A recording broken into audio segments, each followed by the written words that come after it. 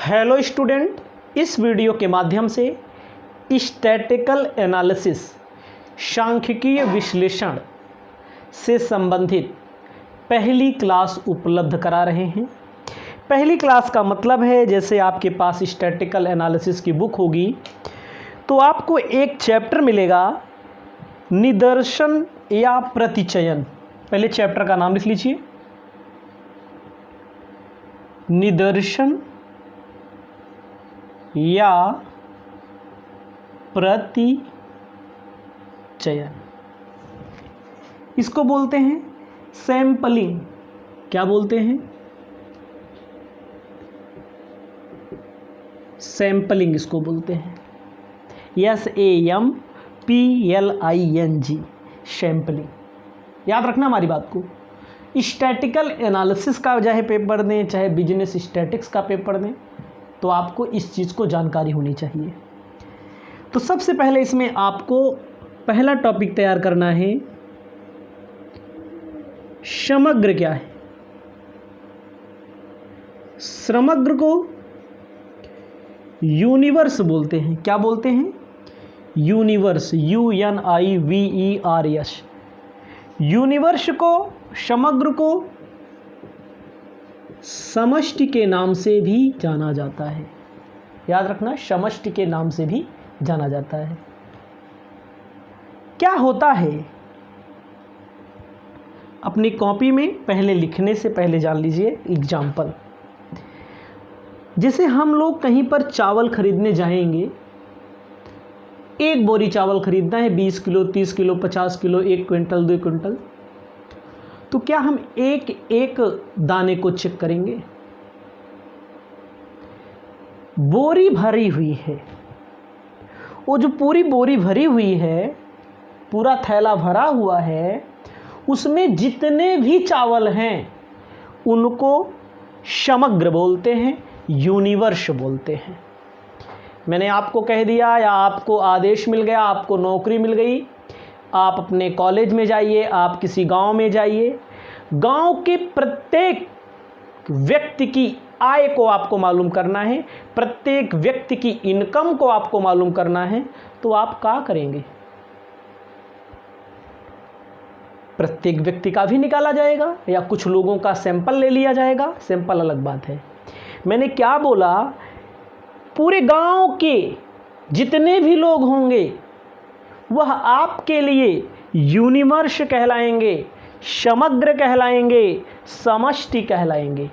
एक बोरी चावल होगा, एक बोरी चावल पूरा हमें खरीदना है या लेना है, उसके बारे में टेस्ट करना है, तो पूरे को हम क्या बोलेंगे? समग्र बोलेंगे। तो ध्यान दीजिएगा। तो आपको स्टैटिक्स की भाषा में क्या लिखना है? लिखना है खोज या अनुसंधान क्षेत्र की संपूर्ण इकाई। खोज या अनुसंधान क्षेत्र की संपूर्ण इकाई को समग्र कहते हैं। हम बताते जाता है, लिखाते कम है। खोज करना, हमें खोज करना है, हमें चावल खरीदना है, चावल ना, या हमें खोज करना है किसी गांव की इनकम के बारे में, किसी देश की इनकम के बारे में, तो जितनी भी पॉपुलेशन है उसको क्या बोलेंगे हम लोग? समग्र बोलेंगे, यूनिवर्स बोलेंगे, समष्टि बोलेंगे। याद रखना, हमारी बात को याद रखना।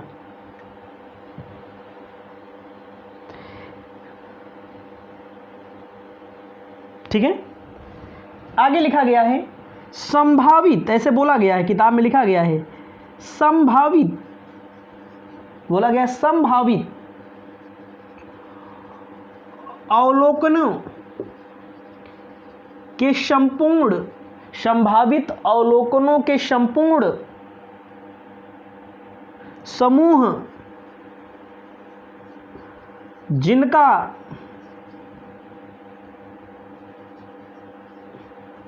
अनुसंधान किया जा रहा है उसे समग्र कहते हैं। मतलब जिनके बारे में जांच की जा रही है, किसी जनसंख्या के बारे में जांच की जा रही है, हम और आप समग्र होंगे। किसी कॉलेज में बात की जा रही है, नंबरिंग की बात की जा रही है, जो पूरी यूनिट्स होगी उसे हम क्या बोलेंगे? समग्र बोलते हैं, यूनिवर्स बोलते हैं। इसको अपनी कॉपी में लिख लीजिए। मैंने देखो लिख दिया है समग्र के प्रकार, मान लीजिएगा, ठीक है। समग्र 2 प्रकार के होते हैं। समग्र ऐसे लिख लीजिएगा, प्रकार के होते हैं। समग्र 2 प्रकार के होते हैं। आ दिया है संख्या के आधार पर, बा दिया है अस्तित्व के आधार पर। संख्या के आधार पर क्या होता है? संख्या में निश्चित, अनंत। निश्चित का मतलब जिन्हें गिना जा सके। जैसे कॉलेज के छात्र हैं, कॉलेज के छात्र का वजन, छात्राओं का वजन। कॉलेज में श्रमिक हैं, श्रमिकों की मजदूरी ना, इनको आप गिन सकते हैं। जिनको गिना जा सकता है उनको क्या बोलते हैं? उनको बोलते हैं निश्चित। जिनकी संख्या निश्चित होती है कुछ ना कुछ, उनको क्या बोलते हैं? जिनकी संख्या निश्चित होती है, उनको गिना जा सके। जिनको गिना जा सके इकाइयों में, यूनिट में, उसको समग्र कहते हैं। ध्यान दीजिएगा, अनंत का मतलब क्या होता है? जिनको गिना ना जा सके। जैसे पेड़ में पत्ते लगे हैं, उनको आप गिन सकते हैं? भूल जाएंगे। पेड़ में पत्ते लगे होते हैं, पत्तों को आप गिन नहीं सकते हैं, ठीक है।